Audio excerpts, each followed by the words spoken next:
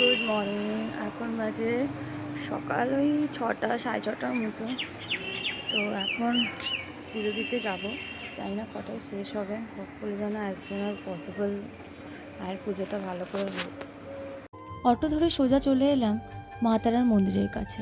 ওখানে গিয়ে প্রথম যেটা কাজ ছিল সেটা হচ্ছে নাম গোত্র লিখে পুজোর ডালা তৈরি করা। তো এখানে এই যে দাদা পুজোর ডালা তৈরি করছে, একে একে প্যাড়া দিয়ে ধূপ, তার সাথে মোমবাতি, সিঁদুর, আলতা আর ফুলের মালা। আর এই যে অলরেডি আমরা লাইনে দাঁড়িয়ে পড়েছি। বেশিক্ষণ যদিও লাইনে দাঁড়াতে হয়নি, মাত্র 40 মিনিট।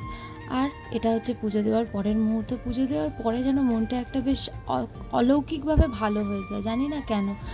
আর তারপরে আমরা যখন পুজো দিয়েছি তারপরে এই হচ্ছে ভিড়ের কন্ডিশন। ভিড় এতটাই বেড়ে গেছিলো বলার মতো না, কারণ ওই দিন ছিল মাঘী পূর্ণিমা। তো একটা যোগ ছিল, তো সেই কারণে পুজোর দেওয়ার জন্য মানুষের ঢলটাও বেশি ছিল, যেটা অন্য দিনের তুলনায় একটু কম হয়। তারপর এসে একটু রেস্ট নিয়ে নিলাম। আর এই যে বিকেলবেলা বেরিয়েছি, হোটেলের সামনে একটু চা খাচ্ছি। আর এই দিদিটা সামনে দিয়ে যাচ্ছিল, মানে এদেরকে দেখে মনে হয় যে মানুষ কতটা মেহনতি হতে পারে। তারপরে আবার গিয়েছিলাম একটুখানি মন্দিরের দিকেই, কারণ আমাদের একটুখানি শ্মশানের দিকে যাওয়ার ছিল, মহাশ্মশানের দিকে, যেটা আগের দিন যাওয়া হয়নি। তো আজকে যাব, কারণ পুজো দেওয়া কমপ্লিট হয়ে গেছে। তো আজকেই শেষ রাত, কালকে সকালে আমরা বেরিয়ে যাব।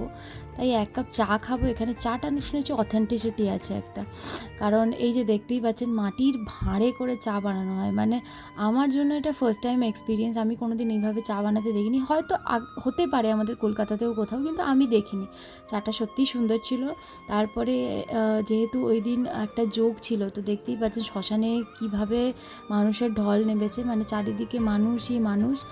আর একটুখানি শ্মশান ঘুরে এই যে বিভিন্ন জায়গায় সব পুজো অর্চনা চলছে, এইসব দেখে এইসব জানি না কেন শ্মশানে গেলে একটা সুন্দর অনুভূতি ফিল হয়, মানে মনটা বেশ শান্তি হয়ে যায়।